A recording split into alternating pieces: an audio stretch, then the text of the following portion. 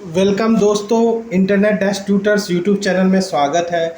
आज हम नवरात्र में जो महागौरी जो देवी होती है उसके बारे में आप बताएंगे।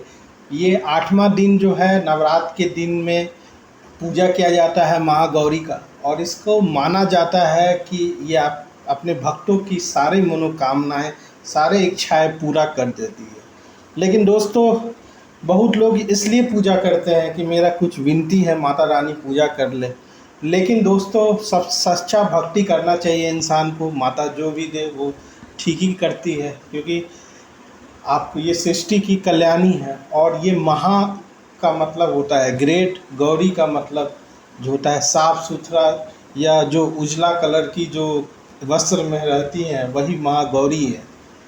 और दोस्तों, देवी के पास तो आप जानते हैं कि साधारण मनुष्य के पास 2 हाथ रहता है, देवी के पास 4 हाथ रहता है, जिसमें डमरू त्रिशूल सारा वो रखे रहती है, शस्त्र और वो हमेशा बुल पे बैठती है। ये जो देवी एक तरह से ये महागौरी इसलिए क्योंकि ये जो आपको शिव भगवान के ही तरह है।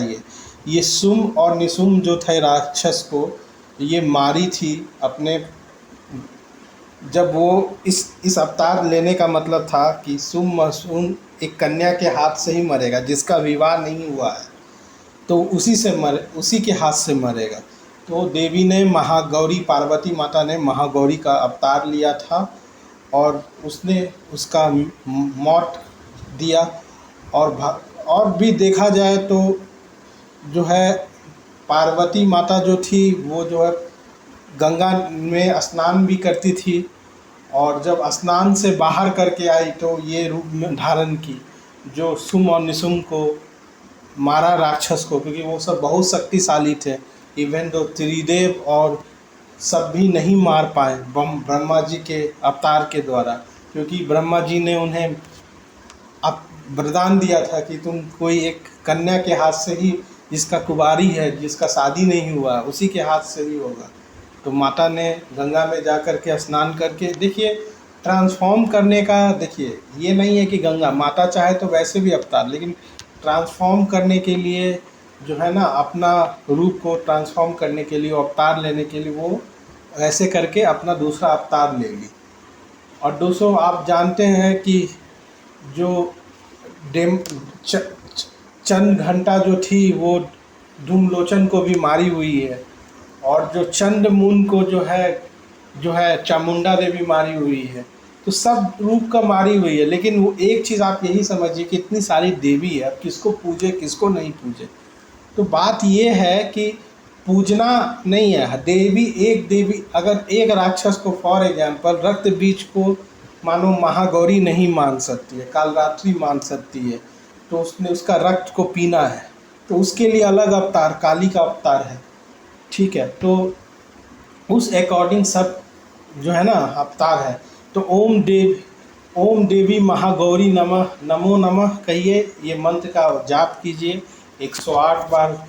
अग्नि को जला करके, कपूर को रख करके उसमें हवन सामग्री से आहुति दे। माता को मेवा में पेड़ा हो गया, केला हो गया, या जो फल फ्रूट हो गया, या पंचमेवा में काजू किशमिश बतासा लौंग इलायची सबका भोग लगाएं। इससे बहुत इफ़ेक्टिव होगा, और इस दिन तो भोग लगाना ही चाहिए।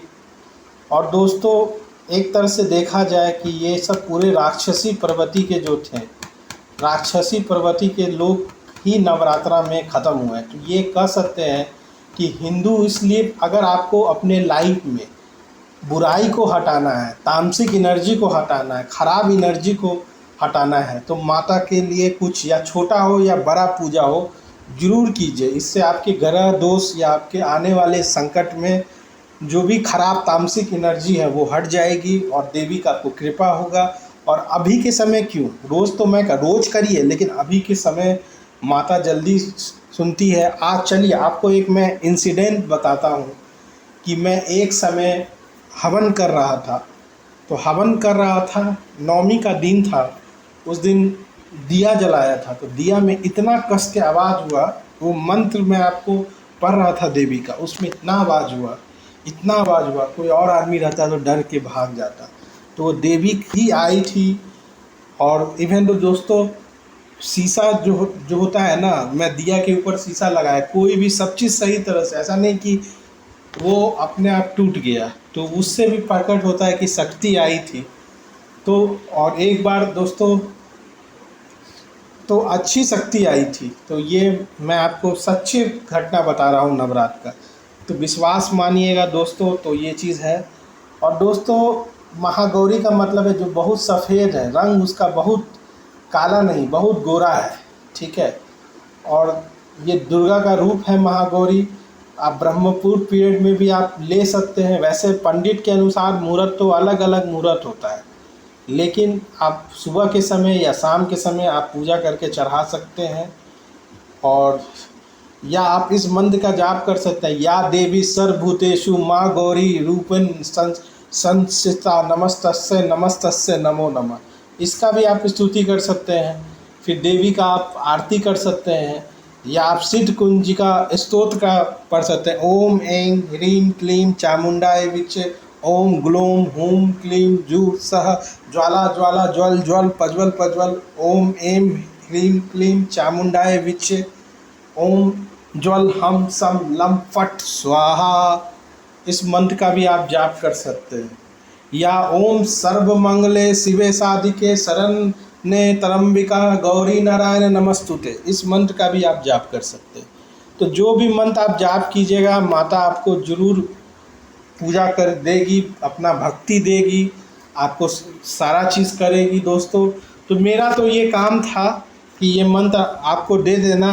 अब हो सके ये मंत्र को मैं डिस्क्रिप्शन भी आपके लिए दे दूं, और मैं स्पेशल कोई आपको सिद्ध कुंजिका स्तोत्रम के बारे में स्पेशल वीडियो बताऊंगा, उसका चमत्कार क्या होता है वो मैं बताऊंगा नवरात्र के समय, उसके लिए स्पेशल वीडियो बनाऊंगा, स्पेशल सीरीज़ बताऊंगा। तो इस वीडियो में इतना ही। अगर आप इंटरनेट डैश ट्यूटर्स को लाइक किए हैं, अगर इस वीडियो को लाइक किए हैं इंटरनेट डैश ट्यूटर्स के, तो सब्सक्राइब कर दें यूट्यूब चैनल को। अधिक से अधिक, जितना अधिक से अधिक शेयर कीजिएगा उतना यूज़फुल होगा, कोई और भी नए लोग सीखेंगे इस चीज़ के बारे में। धन्यवाद।